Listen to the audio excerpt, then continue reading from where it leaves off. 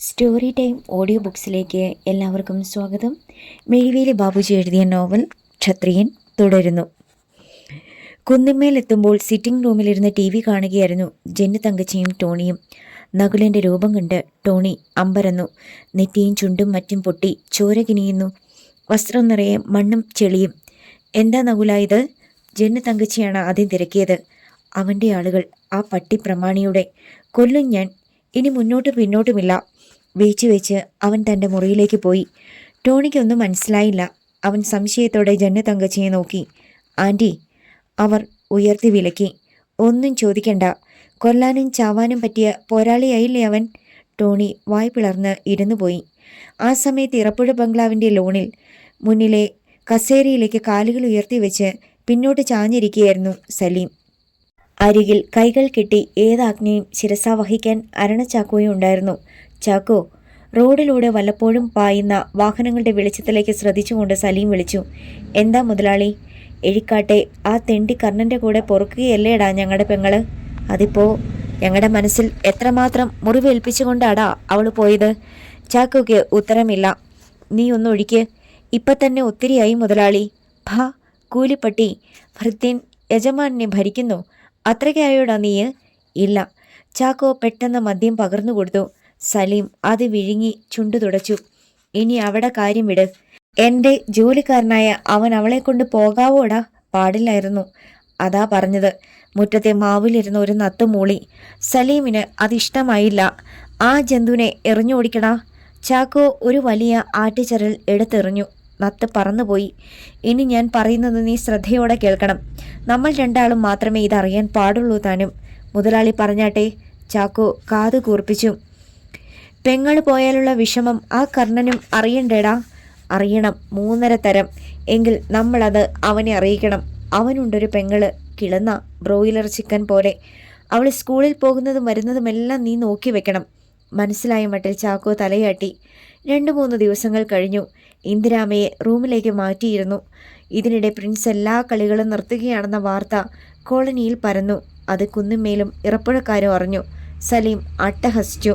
നമ്മളോട് കളിച്ചാൽ ഇത്തിരി നോവുമെന്ന് അവന് മനസ്സിലായിട്ടുണ്ട്. അതാ ഇതൊക്കെ. അനുജന്മാർ തലയാട്ടി. സലീമിൻ്റെ കണ്ണുകൾ കുറുകി.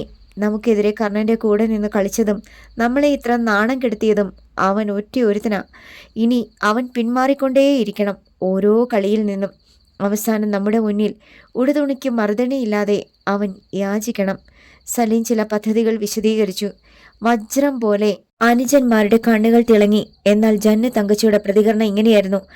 അവൻ കളി നിർത്തിയാൽ അതിൻ്റെ ക്ഷീണം നമുക്കാ ടോണി. അവൻ കളിക്കണം.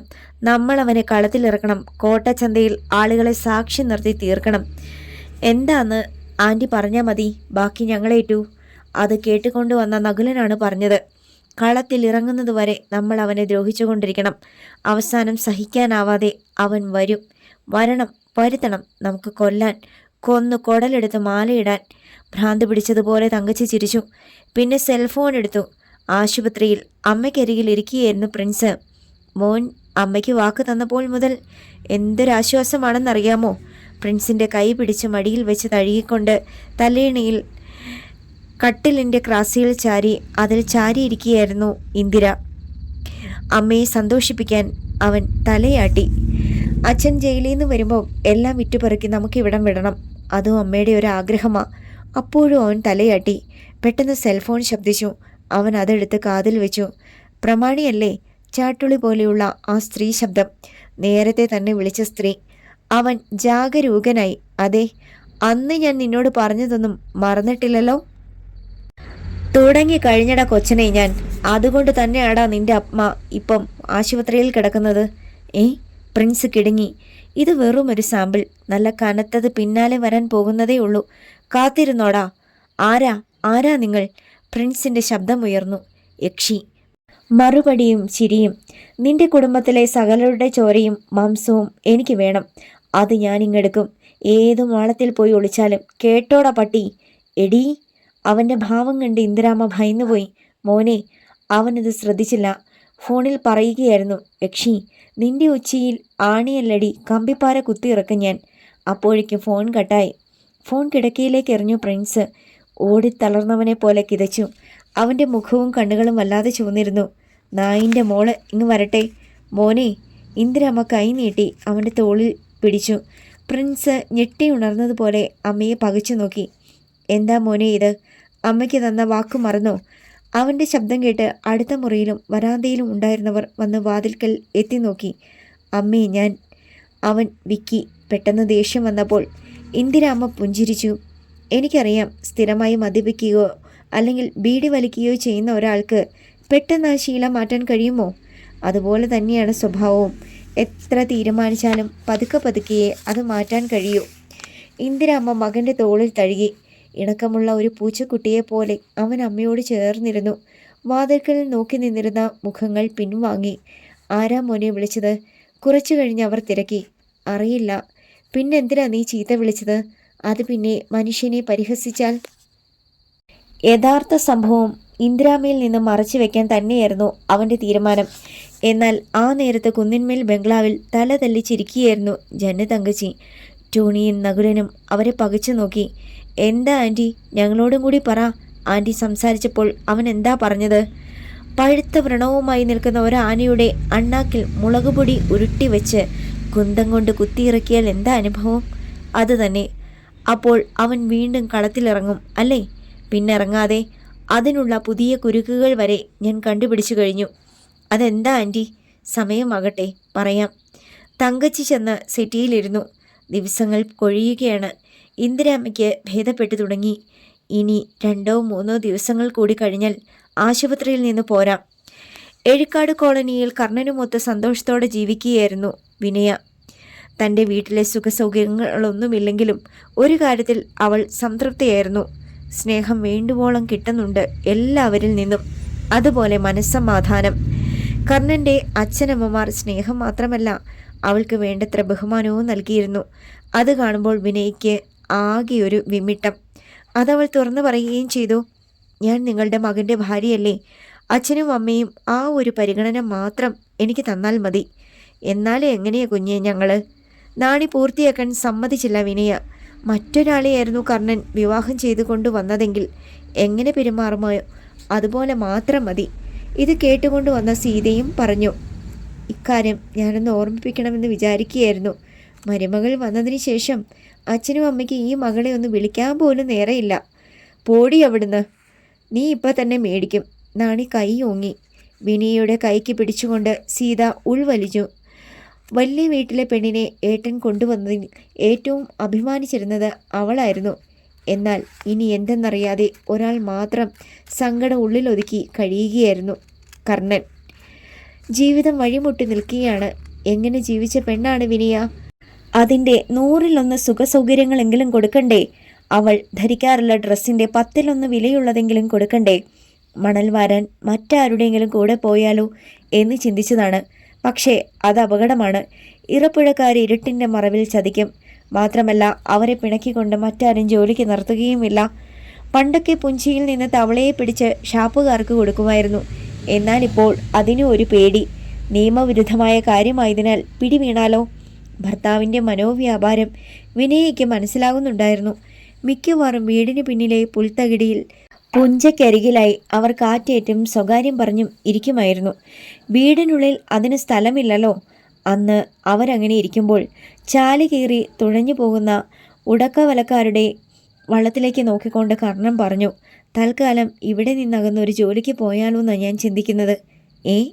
വിനയ ഒന്ന് ഞെട്ടി. എന്നെ ഇവിടെയാക്കിയിട്ട് കർണൻ ഒറ്റയ്ക്ക് പോകാനോ? അത് ഞാൻ സമ്മതിക്കത്തില്ല. അവൻ്റെ കഴുത്തിലൂടെ കൈയിട്ട് അവൾ ആ ശിരസ് തൻ്റെ മടിയിലേക്ക് മറച്ചു.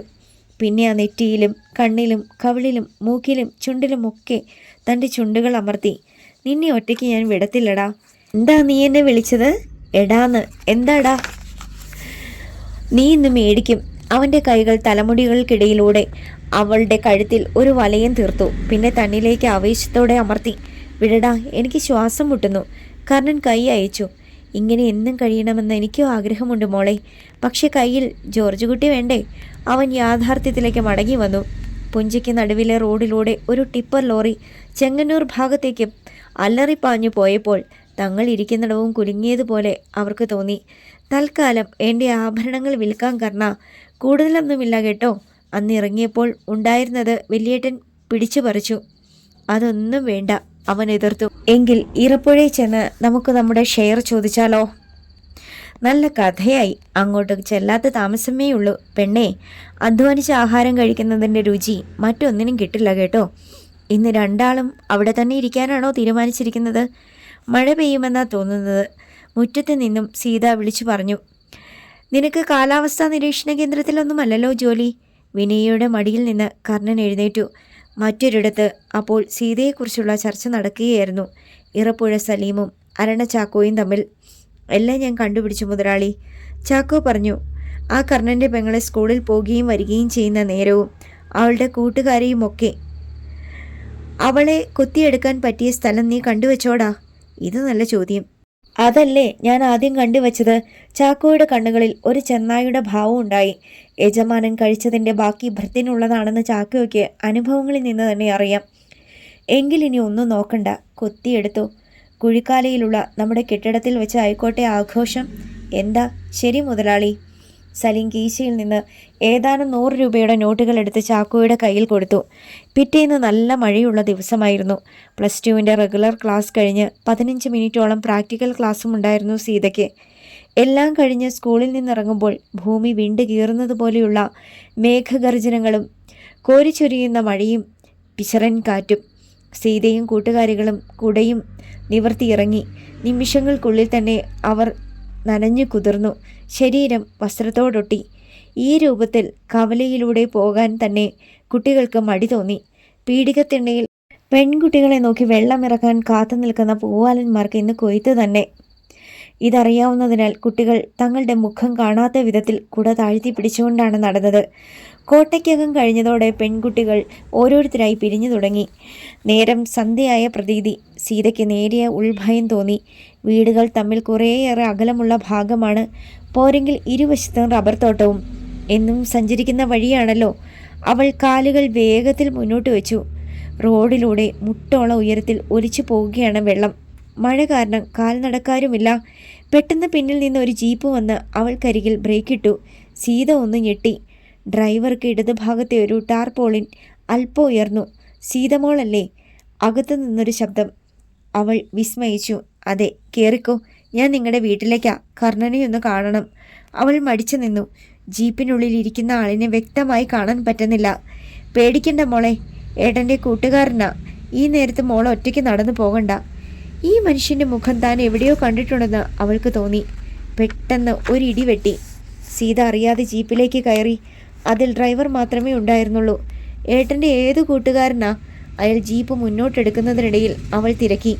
അയാളൊന്ന് ചിരിച്ചു. ജീപ്പിന് വേഗമേറി. പക്ഷെ സീതയുടെ തലച്ചോറിനുള്ളിൽ ഒരു മിന്നൽ പൊളഞ്ഞിറങ്ങി. ഇയാൾ ഗോപിയുടെ വീട്ടിൽ ആളുകൾ പിടിച്ചു കെട്ടിവെച്ചിരുന്ന മനുഷ്യൻ. അരണ ചാക്കോ, എനിക്കിറങ്ങണം, അവൾ നിലവിളിച്ചു. അത് മഴയുടെ ഇരമ്പലിൽ അലിഞ്ഞു ചേർന്നു. ചാക്കോ അലറി അലറി ചിരിച്ചു. നേരം ഇരുട്ടിയിട്ടും സീത വീട്ടിൽ മടങ്ങിയെത്താഞ്ഞപ്പോൾ ശംഖുവും നാണിയും വിനയും പരിഭ്രമിച്ചു. പുറത്തേക്കിറങ്ങിയ കർണൻ തിരിച്ചു വന്നപ്പോഴാണ് വിവരമറിഞ്ഞത്. അപ്പോൾ തന്നെ ഒരു ഓട്ടോയിൽ അവൻ അന്വേഷിച്ചിറങ്ങി. സീതയുടെ കോട്ടയ്ക്കകത്തുള്ള കൂട്ടുകാരിയുടെ അടുത്തെത്തി. അവൾ വീട്ടിലേക്ക് പോന്നിരുന്നു എന്നറിഞ്ഞു. പിന്നെ എവിടെ? കർണനും പരിഭ്രമമായി. പ്രകൃതിക്ക് വല്ലാത്ത ഇരുട്ട്, ഒപ്പം കറണ്ടും പോയി. മഴയ്ക്ക് ശക്തി കൂടുന്നതല്ലാതെ കുറയുന്നില്ല. കർണന് അപകടം മണത്തു. ഈ നേരത്ത് എവിടെ പോയി പെങ്ങളെ തിരയും? അവൻ കോളനിയിൽ മടങ്ങിയെത്തി. സീത വന്നിട്ടില്ല. വിവരം പെട്ടെന്ന് എല്ലായിടത്തും വ്യാപിച്ചു. ഗോപിയും ഉദയനും ജെയിംസും ഒക്കെ ചെറു സംഘങ്ങളായി അന്വേഷിച്ചിറങ്ങി. പ്രയോജനമില്ല. അവർ ഈട്ടിക്കാടൻ പ്രിൻസിനെ ഫോണിൽ വിളിച്ചറിയിച്ചു. ആശുപത്രിയിലായിരുന്നു അവൻ. ആദ്യം അവനും ഒന്ന് ചകിതനായി. എങ്കിലും വേഗം CI രാജശേഖരനെ വിവരം അറിയിച്ചു. പ്രിൻസിന് എന്തെങ്കിലും സംശയമുണ്ടോ? CI തിരക്കി. കുന്തം പോയാൽ കുടത്തിലും തപ്പടമല്ലോ, അവൻ പറഞ്ഞു. ഇറപ്പുഴക്കാരെ ഒന്ന് സംശയിക്കുന്നത് നല്ലതാ. ഓക്കെ. ആറന്മുള പോലീസ് സ്റ്റേഷനിൽ വിളിച്ച് വിവരം പറഞ്ഞിട്ട് കനത്ത മഴയെ അവഗണിച്ച് CIയും രംഗത്തിറങ്ങി. ഇറപ്പുഴ സലീമും അനുജന്മാരുമെല്ലാം വീട്ടിൽ തന്നെ ഉണ്ടെന്ന് രഹസ്യമായി മനസ്സിലാക്കി. പിന്നെ സീത എവിടെ? നേരം പുലർന്നു. അന്വേഷണം തുടർന്നു. പക്ഷെ സീതയെ കണ്ടെത്താൻ കഴിഞ്ഞില്ല. നാണി ബോധമറ്റു വീണു. എല്ലാം തകർന്നവനെ പോലെ ശംഖു മുറ്റത്തിൻ്റെ മൂലയിലിരുന്നു. മരണവീട് പോലെയായി അവിടം. വിനയ്ക്കോ കർണനോ പരസ്പരം ആശ്വസിപ്പിക്കാൻ പോലും കഴിഞ്ഞില്ല. CI ഇറപ്പുഴക്കാരെ രഹസ്യമായി നിരീക്ഷിക്കാൻ വേണ്ട ഏർപ്പാടുകൾ ചെയ്തിരുന്നു. എന്നാൽ സംശയിക്കത്തക്കതായി ഒന്നും കിട്ടിയില്ല. അതിനടുത്ത ദിവസം ഇന്ദിരാമ്മയെ ആശുപത്രിയിൽ നിന്ന് ഡിസ്ചാർജ് ചെയ്തു. ഒരു ടാക്സിയിലാണ് അമ്മയെയും കൂട്ടി പ്രിൻസും ശ്വേതയും മടങ്ങിയത്. മുൻ സീറ്റിലായിരുന്നു പ്രിൻസ്. കാർ കുറിച്ചിമട്ടത്തെത്തിയതും കിടങ്ങന്നൂർ റോഡിലൂടെ വന്ന ഒരു ജീപ്പ് റോഡിന് കുറുകെ നിന്നു. കാറിൻ്റെ ഡ്രൈവർ ഹോൺ അടിച്ചെങ്കിലും ജീപ്പ് മാറ്റിയില്ല. പ്രിൻസിൻ്റെ നെറ്റി ചുളിഞ്ഞു. പൊടുന്നിന് ജീപ്പിൽ നിന്ന് ടോണിയും നകുലനും ചാടിയിറങ്ങി. അവർ കാറിന് മുന്നിൽ വന്നു നിന്ന് അകത്തേക്ക് നോക്കി. ആരാടാ ആയിരിക്കുന്നത്? യുദ്ധം നിർത്തിയ പട്ടാളക്കാരൻ പ്രമാണിയോ? ടോണി അലറി ചോദിച്ചു. ഇങ്ങോട്ടൊന്ന് ഇറങ്ങി വാടാ നായിൻ്റെ മോനെ. ഹരിശ്ചന്ദ്രനായ നിന്റെ മുഖം ഞങ്ങളൊന്ന് കാണട്ടടാ. നകുലനും പറഞ്ഞു. പ്രിൻസ് അനങ്ങിയില്ല. എന്താടാ ഇറങ്ങാത്തത്? എന്താടാ മിണ്ടാത്തത്? അണ്ണാക്കിൽ പഴം തിരിക്കോടാ നീ നിർത്തിയെങ്കിൽ ഞങ്ങൾ തുടങ്ങിയതേ ഉള്ളടാ. ഒറ്റത്തന്തയ്ക്ക് പിറന്നവനാണെങ്കിൽ ഇറങ്ങി വാടാ. ടോണി ഒരു കഠാര വലിച്ചെടുത്തു. അച്ഛന് പറഞ്ഞതോടെ പ്രിൻസിന്റെ മുഖം വലിഞ്ഞു മുറുകി. വജ്രം പൊടിച്ചിട്ടതുപോലെ കണ്ണുകൾ വല്ലാതെ ജ്വലിച്ചു. ഈട്ടിക്കാടൻ കൈയില്ലാത്ത സുരേന്ദ്രൻ തന്നെയാണ് നിന്നെ ജനിപ്പിച്ചതെങ്കിൽ ഒന്നിറങ്ങി വാടാ. ടോണി വീണ്ടും വെല്ലുവിളിച്ചു. ഇനി സഹിക്കാനാവാതെ പ്രിൻസ് ഡോറിൻ്റെ ലോക്കെടുത്തു. പ്രിൻസ് ടോണിയിൽ നിന്നും നകുലനിൽ നിന്നും കണ്ണു പറിക്കാതെ തന്നെ ഡോർ തുറന്ന് കാറിൽ നിന്ന് ഇടതുകാൽ തറയിലേക്ക് വെച്ചു. മോനെ. ഇന്ദിരാമ്മ ഭീതിയോടെ മുന്നോട്ടാഞ്ഞ് അവൻ്റെ വലതു കൈയിൽ പിടിച്ചു. വേണ്ടടാ. അമ്മ കേട്ടില്ലേ അവന്മാരുടെ വെല്ലുവിളി? ഈട്ടിക്കാടൻ സുരേന്ദ്രൻ്റെ മകനായ എനിക്കത് കേട്ടുകൊണ്ടിരിക്കാൻ കഴിയുമോ? കോപത്താൽ വിറക്കിയായിരുന്നു പ്രിൻസിൻ്റെ മുഖം. കേട്ടു. പക്ഷെ ആരെങ്കിലും എന്തെങ്കിലുമൊക്കെ വിളിച്ചു പറയുന്നത് കേട്ടിട്ട് പ്രതികരിക്കാനാണെങ്കിൽ ഈ ലോകത്തുള്ള ഓരോ മനുഷ്യനും അതിനു മാത്രമേ നേരം കാണൂ. അറിയാമോ നിനക്ക്? മഹാന്മാരെ പോലും ചീത്ത വിളിച്ചിട്ടുള്ളവരുടെ പിൻഗാമികളല്ലേ നമ്മൾ. പട്ടി കുരച്ചാൽ പടി തുറക്കുമോടാ? അതുകൊണ്ട് ക്ഷമിക്കുക. ക്ഷമയേക്കാൾ വലിയ എന്തായുധമാടാ ഉള്ളത്? അമ്മ ഇങ്ങനെ പറയരുത് പ്ലീസ്. പ്രിൻസേ. ഇന്ദിരാമ്മയുടെ ശബ്ദത്തിന് ഒന്നുകൂടി കനം കൂടി. എനിക്ക് വാക്ക് തന്നത് മറന്നുപോയോ നീ? ഇനി വഴക്കിനില്ലെന്ന് പറഞ്ഞിട്ട് ഈ അമ്മയ്ക്ക് സ്വസ്ഥത തരത്തില്ലെന്നാ നിന്റെ തീരുമാനമെങ്കിൽ ആയിക്കോടാ. പ്രിൻസ് തളർന്നു. എങ്കിലും ഉള്ളിലെ രോഷത്തിൻ്റെ ലാവ തിളച്ചുകൊണ്ടേയിരുന്നു. കണ്ണുകളിലെ വജ്രത്തിളക്കം മാഞ്ഞതുമില്ല. അവൻ കാൽ പിൻവലിച്ച് ശക്തിയിൽ ഡോർ വലിച്ചു. ടോണിയും നകുലനും മുഖാമുഖം നോക്കി. എന്താടാ ഇറങ്ങിയിട്ട് തിരിച്ചു കയറിയത്? ആളുകളായാൽ അരിയറപ്പ് വേണമടാ. ടോണി വെല്ലുവിളി തുടർന്നു. നീയാണോടാ വലിയ പ്രമാണി? ഓലപ്പിച്ചാത്തി കാണുമ്പോൾ നിക്കറിലൂടെ മുള്ളുന്നവൻ. പ്രിൻസ് കുനിഞ്ഞിരുന്നു. ആളുകൾ ഓടിക്കൂടുകയാണ്. കുറിച്ചിമുട്ടത്തെ ഓട്ടോക്കാരും അവിടെ ഇരുന്ന് മീൻ കച്ചവടം നടത്തുന്നവരുമെല്ലാം ഏത് നിമിഷവും ഒരടി പ്രതീക്ഷിച്ചു. ഇതിനിടെ ആരോ ഓടിയെത്തി എഴിക്കാട്ട് കോളനിയിൽ വിവരം പറഞ്ഞു. ആഹാ, കുന്നിന്മേൽക്കാര് അത്രയ്ക്കായോടാ? വരിനടാ. ഗോപിയും ഉദയനും മറ്റും അടങ്ങുന്ന സംഘം സൈക്കിളുകളിലും ഓട്ടോകളിലുമായി അവിടേക്ക് പാഞ്ഞു. ടോണിയും നകുലനും അപ്പോൾ കാറിൻ്റെ ബോണറ്റിൽ കയറി നിന്ന് വെല്ലുവിളി തുടരുകയായിരുന്നു. ഇന്നിവിടെ നിന്ന് ജീവനോടെ പോകത്തില്ലടാ ഈട്ടിക്കാടൻ പട്ടി. നിന്നെ ഞങ്ങൾ വെട്ടിയെറിഞ്ഞ് തുണ്ടം തുണ്ടമാക്കും. നിന്റെ കൺമുന്നിലിട്ട് നിന്റെ പെങ്ങളെ. അവന് പൂർത്തിയാക്കാൻ കഴിയും മുമ്പ് ഒരു ഗർജനം കേട്ടു. ആർക്കാട പ്രമാണിയുടെ ജീവൻ വേണ്ടത്? ടോണിയും നകുലനും ഞെട്ടിത്തിരിഞ്ഞു. കോളനിയിൽ നിന്ന് പാഞ്ഞു വരുന്ന ആളുകളെ കണ്ടപ്പോൾ അവർ വല്ലാതെ ഭയന്നുപോയി. എന്നും നിന്നെ രക്ഷിക്കാൻ ഇവന്മാർ കാണത്തില്ലടാ. ഒറ്റയ്ക്കെടുത്തോളാം ഞങ്ങൾ. അവർ ഇരുവരും പെട്ടെന്ന് ജീപ്പിൽ കയറി. അത് വെട്ടിത്തിരിഞ്ഞ് പൊയ്മുക്ക് ഭാഗത്തേക്ക് പോയി. ഗോപിയും ഉദയനും ഒക്കെ കാറിനടുത്തെത്തി. കുന്നുമേൽക്കാരെ ഇങ്ങനെ വിട്ടാൽ ശരിയാവത്തില്ല പ്രമാണി. ഞങ്ങൾ അങ്ങോട്ട് പോകുക. രണ്ടിലൊന്നറിഞ്ഞിട്ട് തന്നെ കാര്യം. ഉദയൻ അനുവാദം തേടി. വേണ്ട ഉദയ. പ്രിൻസ് കാറിൽ നിന്നിറങ്ങി ഉദയൻ്റെയും ഗോപിയുടെയും തോളിൽ കൈവച്ചു. അവരെ വിട്ടേര്. 2 കൈകൾ ചേർത്തടിച്ചെങ്കിലല്ലേ ശബ്ദം കേൾക്കൂ. ക്ഷമിക്കാൻ പഠിക്കുകയാണ് ഞാൻ. ആളുകൾ ഭീരുവെന്ന് പറഞ്ഞ് കളിയാക്കിയേക്കും. എങ്കിലും പിന്നോട്ട് പോവുകയാണ് ഞാൻ. പാതാളത്തോളം ക്ഷമിക്കാൻ. അവൻ പിരിച്ചു വച്ചിരുന്ന മീശ താഴേക്കാക്കി. പൗരുഷം നഷ്ടപ്പെട്ടുകൊണ്ടിരിക്കുന്നവന് മീശ പിരിച്ചു വെക്കേണ്ട കാര്യമില്ലല്ലോ. കേട്ടു നിന്നവർക്കൊക്കെ വല്ലാത്ത പ്രയാസം തോന്നി. ഇന്ദിരാമ്മയുടെയും ചങ്കിൽ തറയ്ക്കുന്നുണ്ടായിരുന്നു മകൻ്റെ വാക്കുകൾ. ഉയർന്നു വന്ന തേങ്ങലടക്കിയെങ്കിലും അവരുടെ കൺകോണുകളിൽ 2 തുള്ളി കണ്ണുനീർ തിളങ്ങി. ആരും കാണാതെ അതവർ തുടച്ചു കളയുകയും ചെയ്തു. പോട്ടെ. അവരോട് യാത്ര പറഞ്ഞ് അവൻ കാറിൽ കയറി. കാർ നീങ്ങി. ആ ദിവസവും പിന്നിട്ടെങ്കിലും കർണൻ്റെ പെങ്ങൾ സീതയെക്കുറിച്ച് യാതൊരു വിവരവും കോളനിയിലോ പോലീസിനോ കിട്ടിയില്ല. സന്ധ്യ കഴിഞ്ഞപ്പോഴേക്കും മഴ തുടങ്ങി. തുലാവർഷത്തിൻ്റെ ആരംഭമാണ്. ഇനി കേടുകൂടാതെ സീതയെ തിരികെ കിട്ടുമെന്ന പ്രതീക്ഷ ആ കുടുംബത്തിനില്ലാതായിരിക്കുന്നു. അവർക്ക് ഏതെങ്കിലും ചെറുപ്പക്കാരനുമായി അടുപ്പമോ മറ്റോ ഉണ്ടായിരുന്നോ എന്നതും അന്വേഷിച്ചിരുന്നു. പക്ഷെ ഒരു സൂചന പോലും ഇല്ലെന്നായിരുന്നു കൂട്ടുകാരികൾ പറഞ്ഞത്. ഞാൻ ഇവിടെ കാൽ കുത്തിയ അന്ന് മുതൽ പ്രശ്നങ്ങളാണ് അല്ലേ കർണ? അവൻ്റെ തോളിലേക്ക് ചാഞ്ഞുകൊണ്ട് സങ്കടത്തോടെ വിനയെ ചോദിച്ചു. ഏയ്, അവൻ തോളിൽ തട്ടി അവളെ ആശ്വസിപ്പിച്ചു. എന്നാരെങ്കിലും പറഞ്ഞോ? ഇല്ല. പക്ഷേ അങ്ങനെയൊക്കെ ചിന്തിച്ച് നീ വെറുതെ വിഷമിക്കേണ്ട. ഒരു തേങ്ങലായിരുന്നു വിനയയുടെ മറുപടി. കർണനില്ലേ? മുറ്റത്ത് നിന്നൊരു ശബ്ദം. വിനയെ തന്നിൽ നിന്ന് അകറ്റിയിട്ട് അവൻ തിണ്ണയിലേക്കിറങ്ങി. ഇരുൾ വീണ് കഴിഞ്ഞിരുന്നു. കോരിച്ചൊരിയുന്ന മഴയ്ക്ക് അകമ്പടിയായി എത്തിയ മിന്നലിൻ്റെ വെളിച്ചത്തിൽ മുറ്റത്ത് കുടയും ചൂടി ഒരാൾ നിൽക്കുന്നത് അവൻ കണ്ടു. ആരാ? ഞാനാ, ഭാസ്കരൻ. മൈക്കോ? ആ, മൈക്ക് ഭാസ്കരനായിരുന്നു അത്. കോളനിയിൽ എല്ലാവരും ഭാസ്കരനെ വിളിക്കുന്നത് മൈക്കെന്നാണ്. പതുക്കെ പറഞ്ഞാൽ പന്തളത്ത് കേൾക്കും. അതാണ് ഭാസ്കരൻ്റെ ശബ്ദം. എന്താ ഭാസ്കരണ്ണ ഈ നേരത്ത്? ഒരു കാര്യം പറയാനുണ്ട്. ഭാസ്കരൻ തിണ്ണയോട് ചേർന്ന് നിന്നു. പറഞ്ഞാട്ടെ. നമ്മുടെ കൊച്ചില്ലേ സീത? ആ. കർണന് പെട്ടെന്ന് നെഞ്ചിടിപ്പ് കൂടി. അന്ന് കോട്ടയ്ക്കകം കഴിഞ്ഞ് ഇങ്ങോട്ട് വരുമ്പോൾ ഒരു ജീപ്പേൽ കയറിപ്പോയി. ആര് പറഞ്ഞത്? നമ്മുടെ മാലക്കരയിലെ സണ്ണി. മഴ പെയ്തപ്പോൾ അവൻ വാഴച്ചോട്ടിൽ നിൽക്കുമായിരുന്നു പോലും. അപ്പോഴാ സീത കുഞ്ഞു വരുന്നതും ഒരു ജീപ്പ് വന്ന് അടുത്ത് നിൽക്കുന്നതും അവൾ അതിൽ കയറിപ്പോകുന്നതും കണ്ടതെന്ന്. ജീപ്പിൽ ആരായിരുന്നു ഭാസ്കരണ്ണ? കർണൻ ആവേശത്തോടെ തിരക്കി. അതറിയത്തില്ല. അതിൻ്റെ ടാർപോളിൻ താഴ്ത്തിയിട്ടിരിക്കുകയായിരുന്നു പോലും. ഈശ്വരാ! കർണൻ കൈകൾ കൂട്ടിത്തിരുമ്മി. ജീപ്പിൻ്റെ നമ്പർ സണ്ണി ശ്രദ്ധിച്ചോ? അതൊന്നുമില്ല. പക്ഷെ ഇനി കണ്ടാൽ ആ ജീപ്പ് തിരിച്ചറിയാൻ കഴിയുമെന്നാ അവൻ പറഞ്ഞത്. വിനയും തിണ്ണയിലേക്ക് ഇറങ്ങി വന്നു. എന്താ കർണ? അവൻ കാര്യം പറഞ്ഞു. ഞാനൊന്ന് നോക്കിയിട്ട് വരാം. കർണൻ പെട്ടെന്ന് വേഷം മാറി ടോർച്ചുമെടുത്ത് കുടയുമായി ഭാസ്കരൻ്റെ ഒപ്പം അവൻ മഴയത്തേക്കിറങ്ങി. ആ നേരത്ത് താൻ എവിടെയെന്നറിയാതെ ഒരു മുറിക്കുള്ളിലായിരുന്നു സീത. പുറത്ത് നല്ല മഴയാണെന്നും രാത്രിയാണെന്നും മാത്രം അവൾക്കറിയാം. തണുത്ത കാറ്റ് വെന്റിലേറ്ററിലൂടെ അകത്തേക്ക് അടിച്ചു കയറി വരുന്നുണ്ട്. പുറത്ത് കാറ്റിൽ വൃക്ഷങ്ങൾ ഉലയുന്നതിൻ്റെ ഒച്ചയും. 2 ദിവസമായി ഈ മുറിയിൽ ഒറ്റയ്ക്ക്. ഓർക്കുമ്പോൾ തന്നെ കിടിലം കൊള്ളുകയാണ്. കോരിച്ചൊരിയുന്ന മഴയത്ത് അരണച്ചാക്കോ ഇവിടെയാണ് കൊണ്ടെത്തിച്ചത്. ഈ മുറിയിലേക്ക് തന്നെ തള്ളിയിട്ട് ഒന്നും പറയാതെ പോവുകയും ചെയ്തു. ഏറെ കഴിഞ്ഞ് വാതിൽ തുറന്ന് ഭക്ഷണപ്പൊതിയും വെള്ളവും അകത്ത് വെച്ചിട്ട് വാതിലടച്ചു. കരഞ്ഞു കാല് പിടിച്ചിട്ടും അയാൾ വിട്ടില്ല. വാതിലടച്ചു കളഞ്ഞു. ആവുന്നത്ര ശക്തിയിൽ നിലവിളിച്ചു നോക്കി. ഈ പരിസരത്തെങ്ങും ആൾതാമസമില്ലെന്ന് തോന്നി. പിറ്റേന്നും വൈകിട്ടാണ് അയാൾ ഭക്ഷണവുമായി വന്നത്. അറ്റാച്ച്ഡ് ബാത്റൂമുള്ള മുറിയായിരുന്നെങ്കിലും കെട്ടിടത്തിന് ഒരുപാട് പഴക്കം തോന്നിച്ചു.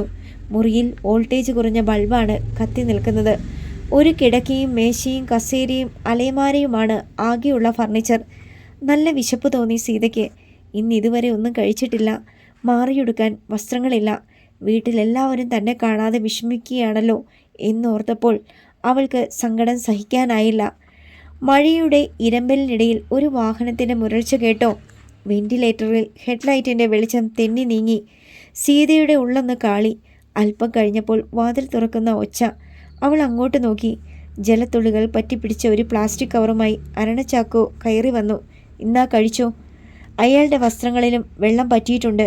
എന്തിനാ എന്നെ ഇവിടെ കൊണ്ടുവന്നിരിക്കുന്നത്? കവർ വാങ്ങാതെ അവൾ തിരക്കി. വെറുതെ ഒരു രസത്തിന്. എന്താ? എനിക്ക് വീട്ടിൽ പോണം. വിടാമല്ലോ. കവർ മേശപ്പുറത്ത് വെച്ചിട്ട് ചാക്കോ തിരിച്ചിറങ്ങി.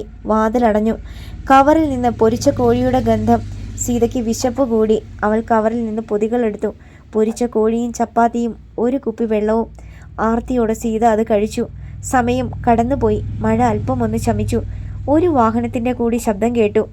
ഏതാനും മിനിറ്റുകൾക്കുള്ളിൽ തന്നെ വീണ്ടും വാതിൽ തുറക്കപ്പെട്ടു.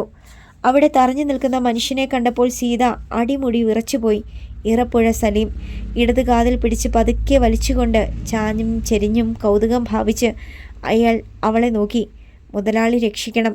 പെട്ടെന്ന് നിലവിളിച്ചുകൊണ്ട് ഓടി വന്ന സീത അയാളുടെ കാൽക്കലേക്ക് വീണു.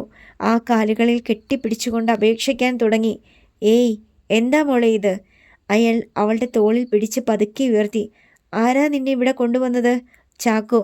ചാക്കോ. സലീം ശബ്ദമുയർത്തി. എന്താ മുതലാളി? ചാക്കോ ഓടിയെത്തി. നീയാണോ ഈ കുട്ടിയെ ഇവിടെ കൊണ്ടുവന്നത്? ആന്ന് മുതലാളി. എന്തിന്? അത് പിന്നെ. ചാക്കോ തല ചൊറിഞ്ഞു. നിനക്ക് വകതിരിവില്ലാതായോടാ.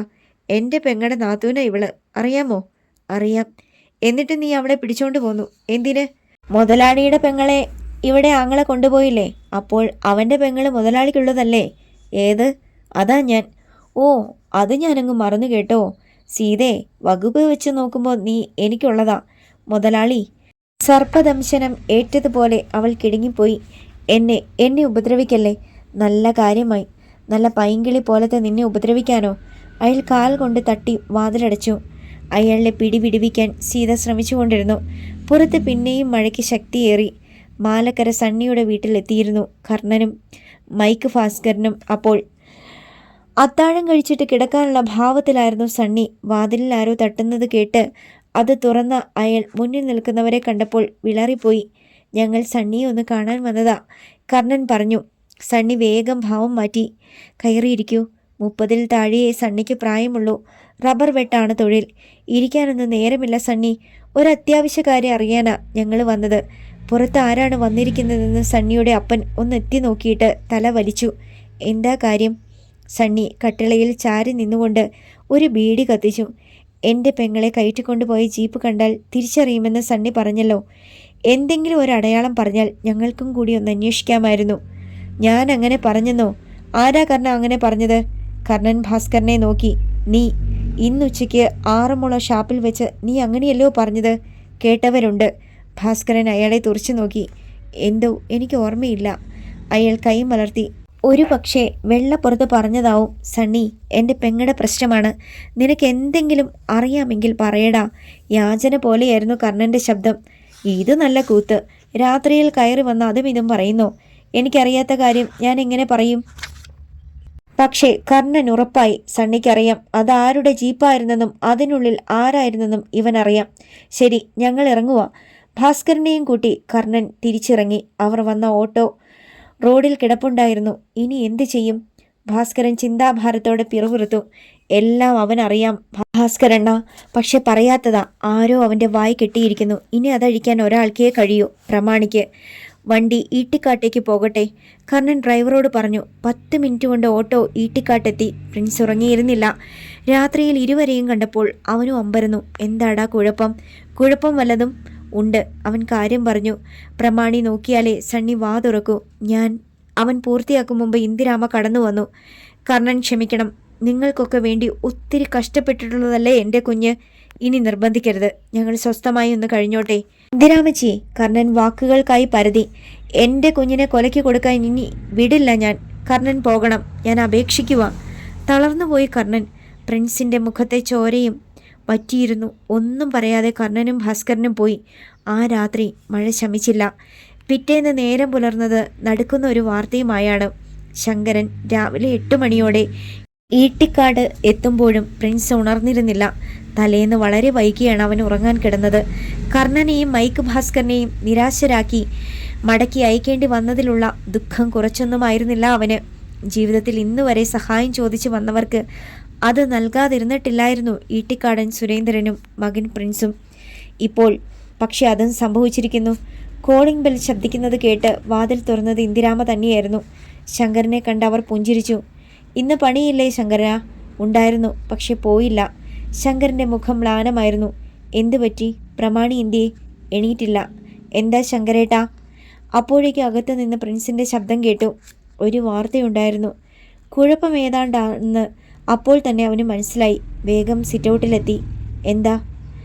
കർണൻ്റെ പെങ്ങൾ സീതയുടേതാണെന്ന് തോന്നുന്നു. ഒരു ശവം കനാലിലൂടെ ഒഴുകുന്നു. തലയിൽ കൂടം കൊണ്ട് ഇടി കിട്ടിയതുപോലെ അവൻ തരിച്ചു നിന്നു. ശങ്കരൻ തുടർന്നു. വെള്ളത്തിനടിയിലൂടെ ഒഴുകുന്നത്. അതുകൊണ്ട് തീർച്ചപ്പെടുത്താൻ കഴിഞ്ഞിട്ടില്ല. മണിയാർ ഡാമിൽ മഴ കാരണം വെള്ളം താങ്ങാനുള്ള കരുത്ത് കുറവായതിനാൽ കനാലിൻ്റെ ഷട്ടർ ഉയർത്തിയിരുന്നു. 10-12 അടിയോളം ഉയരത്തിലാണ് കനാലിലെ വെള്ളപ്പാച്ചിൽ. പ്രിൻസ് ഓർത്തു. എവിടെ വെച്ചാ കണ്ടത്? കിടങ്ങന്നൂർ കഴിഞ്ഞപ്പോഴേ ആരോ കണ്ടതാ. ഇപ്പോൾ മണപ്പള്ളിക്ക് താഴെയുള്ള തടയണയും കഴിഞ്ഞെന്നാ കേട്ടത്. ആളുകൾ അങ്ങോട്ട് പോയിരിക്കുകയാണ്. പ്രിൻസ് ഇന്ദിരാമയെ ഒന്ന് നോക്കി. അവരുടെ തല കുനിഞ്ഞു. ഞാൻ അങ്ങോട്ട് ചെല്ലട്ടെ? ശങ്കരൻ മടങ്ങാനൊരുങ്ങി. കോളനിയിൽ നിന്ന് ആളുകളൊക്കെ അങ്ങോട്ട് പോയിക്കൊണ്ടിരിക്കുക. പ്രിൻസ് ഒന്ന് മൂളി.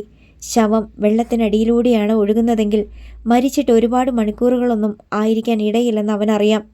ഒരു പക്ഷേ ഇന്നലെ രാത്രിയിൽ സണ്ണിയുടെ അടുത്ത് താനും കൂടി പോയിരുന്നെങ്കിൽ അതേക്കുറിച്ച് ഓർത്തപ്പോൾ ഭ്രാന്ത് പിടിക്കുമെന്ന് അവന് തോന്നി. കോട്ട അക്യുഡേറ്റിൻ്റെ അരികിൽ, പ്രത്യേകിച്ചും താഴ്ഭാഗത്ത് ധാരാളം ആളുകൾ തിങ്ങിക്കൂടിയിരുന്നു. ശവം അക്യുഡേറ്റിനുള്ളിൽ കടന്നിരിക്കുന്നു. ഇനി പുറത്തു വരണം. നമുക്ക് ഇറങ്ങി അങ്ങ് എടുക്കാമെന്നേ. കേസും കോടതിയുമൊക്കെ പിന്നത്തെ കാര്യമല്ലേ. ഉദയൻ ജെയിംസിനെ നോക്കി. അത് തന്നെയാണ് ഞാനും പറയുന്നത്. അല്ല പിന്നെ. അടുത്ത ഭാഗം നാളെ.